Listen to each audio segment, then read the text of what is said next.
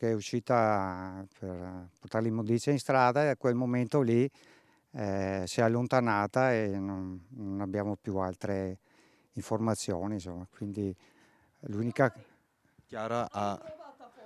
L'hanno Forse l'hanno trovata, forse Vieni su, l'hanno vieni giù, trovata. scusa. Allora, forse ci dice la madre che hanno trovato Chiara D'Alto. La corsa di Giovanni D'Alto su per le scale è liberatoria dopo giorni di angoscia durante i quali della figlia si erano perse letteralmente le tracce. A chiamarlo dal balcone la moglie, scendono le lacrime, sui loro volti finalmente si intravede un sorriso. In linea ci sono i carabinieri di Bergamo. È stata trovata.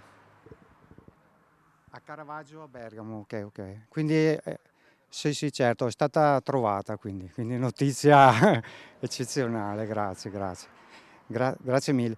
È la cronaca di una buona notizia. Mentre siamo collegati in diretta con il Focus TG del direttore Luigi Baccialli, papà Giovanni stava lanciando un appello per ritrovare la sua Chiara, 28 anni, un passato e un presente di fragilità e momenti bui. Non era la prima volta che la giovane si allontanava da casa. Per Chiara si stavano mobilitando in tanti. Dopo la denuncia di scomparsa, la stessa prefettura aveva diramato l'allerta, carabinieri e polizia locale stavano visionando le telecamere, non solo a Nervesa della Battaglia. Dal signor Giovanni parte comunque un appello perché ci si prenda cura delle persone con difficoltà. Tutto può aiutare le famiglie con persone fragili a carico. Di non voltarsi dall'altra parte o di non far finta o di far finta di non vedere, insomma, che non sia successo niente.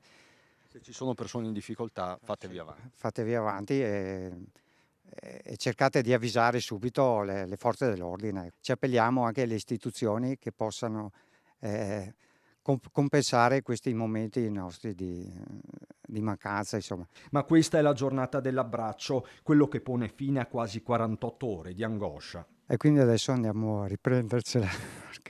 Scusate, lei